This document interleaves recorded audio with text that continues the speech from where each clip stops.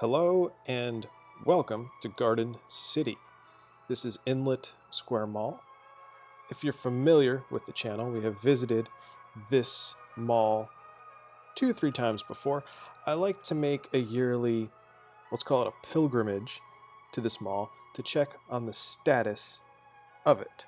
So if you grew up in this area or you're familiar with this mall, take the opportunity to soak in the current status of the mall or lack thereof.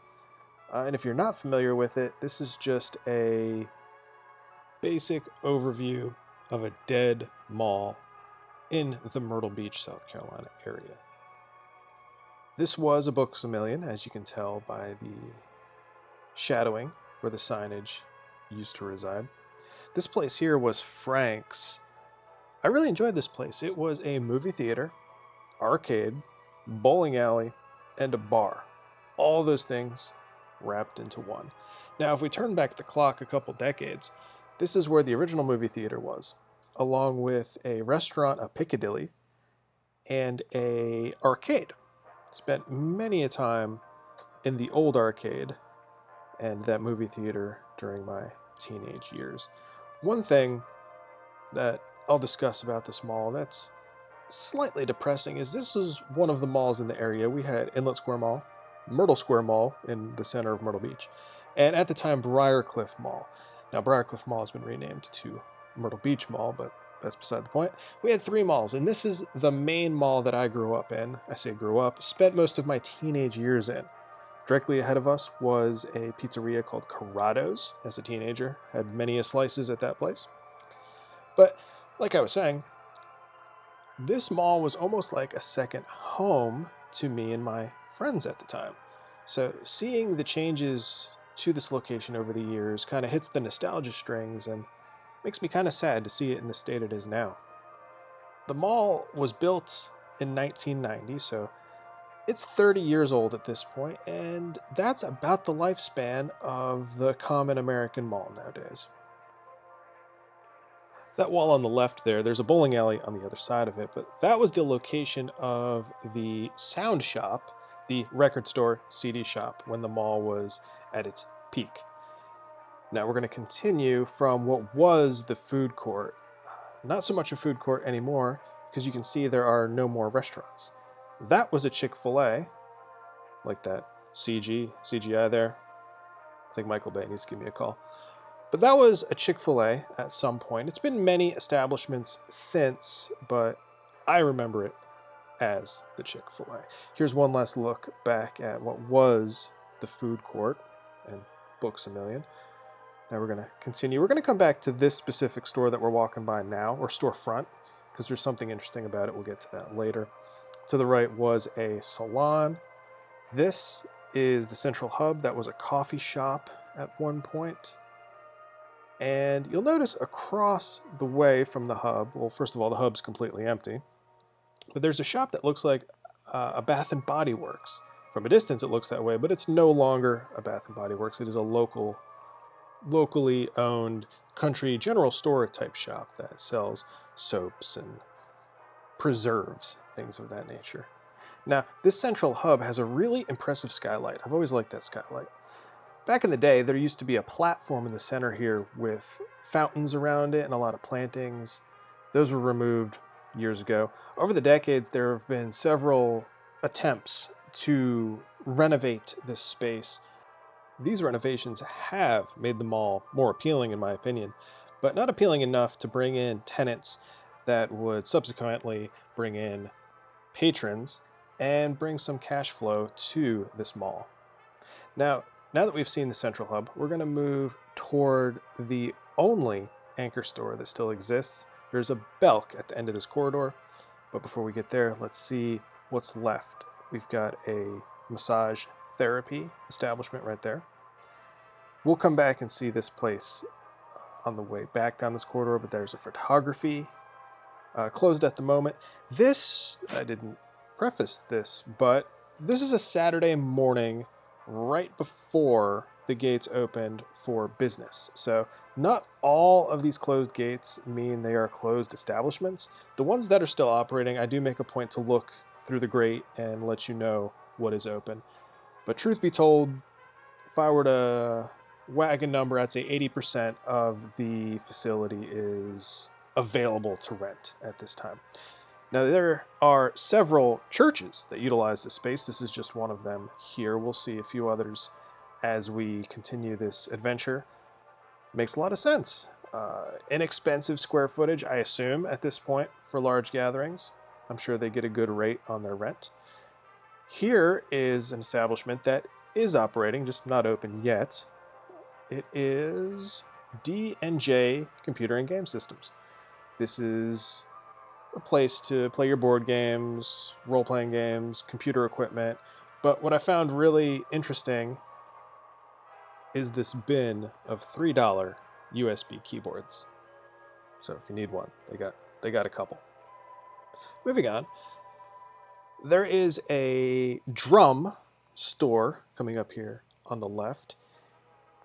If we turn back the clock a couple decades, this was a Hibbett Sports at one point. That's the main storefront that I remember when visiting this mall. Kind of an impressive selection of drum kits, as you can see here.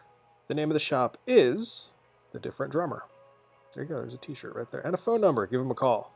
Give them some business. These guys in this mall, especially the locally run establishments, they could use some patrons. So don't be afraid to venture into the mall and get yourself a drum kit. Over here, this was a Steinmart at one point. There you go. Boom, special effects.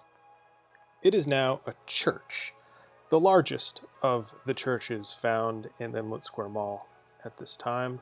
So we'll just take a quick peek into Seaside Community Church.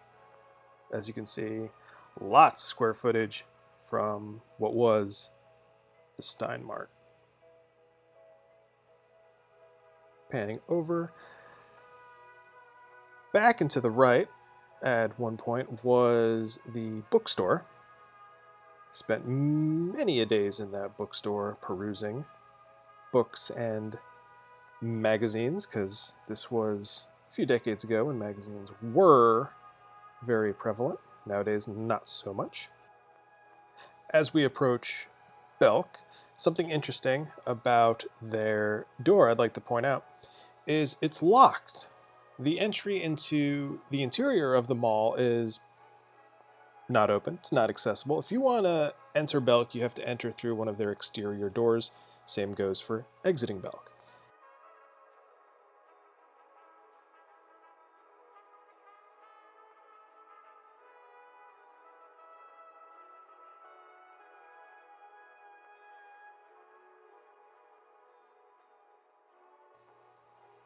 Now we're going to make our way back down the corridor to the central hub and explore the other wing of the mall that once housed the Kmart, which is no longer there. So if you're keeping track, Belk is the only cornerstone establishment in the mall. The other one that I would say is the most prevalent is probably the Planet Fitness, which is going to be in the next corridor that we walk down. I think those are probably the two biggest renters in the space.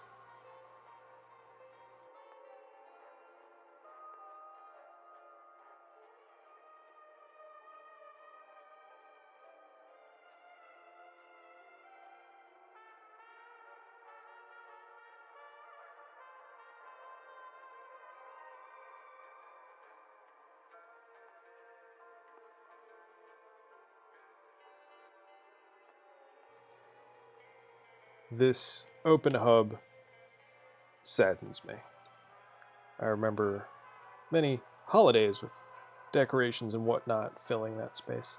This is interesting. I found this conversion chart for mall walking. Laps around the mall equals X amount of miles. Very handy because most of the people I see in this mall during my excursions to it to check up on it are mall walkers. Case in point, right here.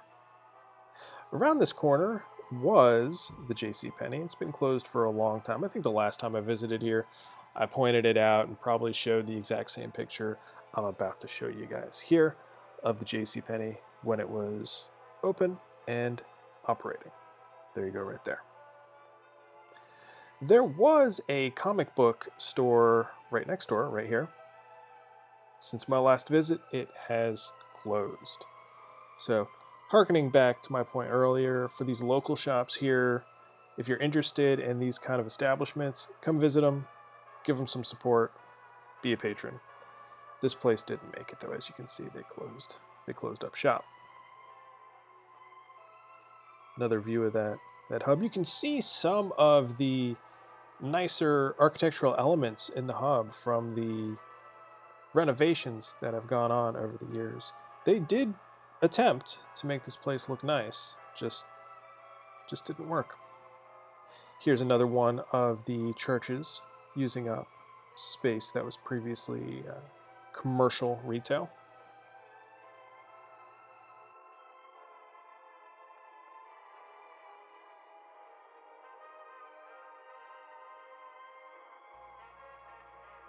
On the left is the Planet Fitness. Has a semi-opaque window. I guess if you wanted to be a creeper, you could put your face up against the glass and look in, but I do not recommend that. Don't do that. That's not cool.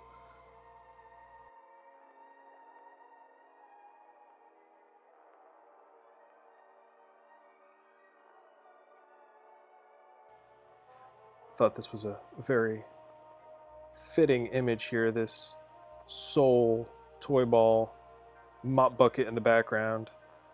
Completely 90s looking floor with the splattered paint. All alone.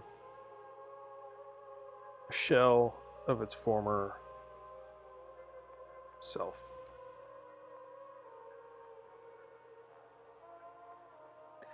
Next door to this was a play zone. That's what I'm going to call it. I don't know what you'd call one of these establishments. Had a bunch of bounce houses. You pay a fee. Then you could have at all the different houses. They also had concessions. It was a neat, like, indoor playground, if you will. As you can see, no longer open. Looking kind of creepy.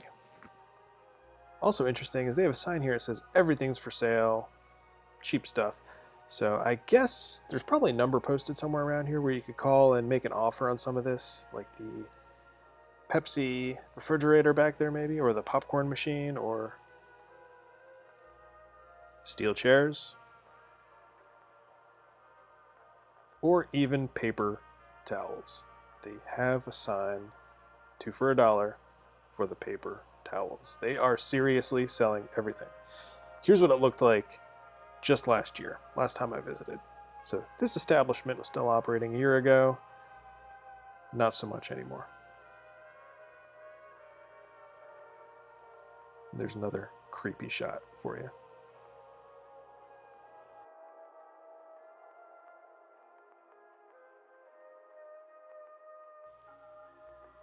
Ahead of us was the Kmart. Closed down, no longer there. We have World of Wireless. They're still kicking. So if you ever need a charger or a fidget spinner.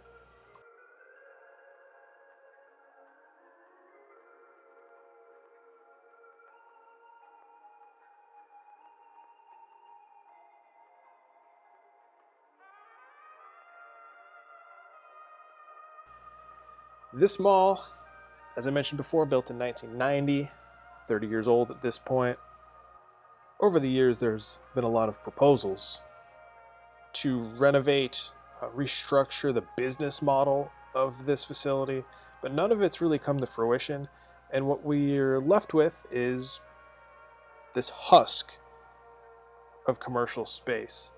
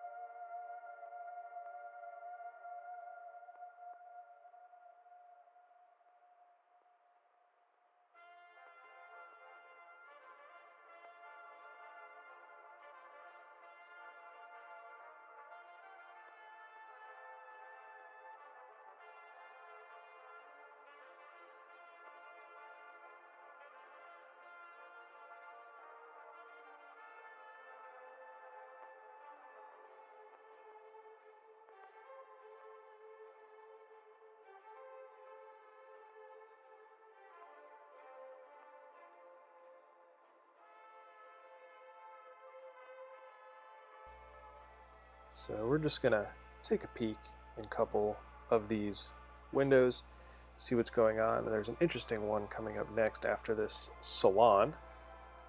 Lots of mirrors in there, lots of shiny surfaces. Here we go. Right next door to what was the salon is a commercial space that has a sign out front that says it is for lease. But as you can tell by the discoloration on the wall, there's a good bit of mold in this space. A little more than I would be comfortable dealing with personally. So, yuck. Yeah, exactly. So I would take care of that before putting a sign up front that says, hey, lease me. One of the things that I always giggle at when I visit Inlet Square, or any dead mall for that matter, is they almost always have these candy machines. The quarter, bubblegum, whatnot. So this time around I decided to get one just for funsies, just to see if it was truly stale and disgusting and, you know, maybe growing some sort of creature out of the inside.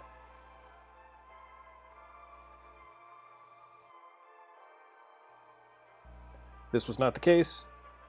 Tasted like a perfectly normal bubblegum, except for a slight hint of sadness in the aftertaste.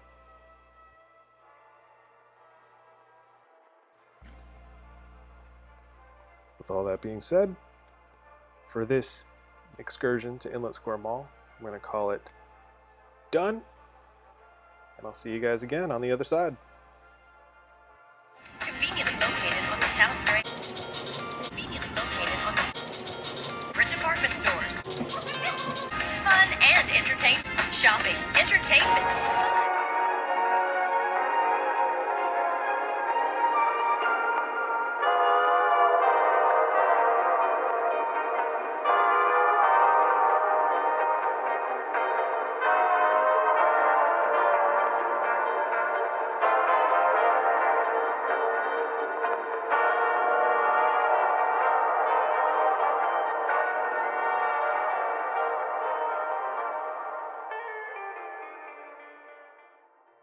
Goodbye, childhood.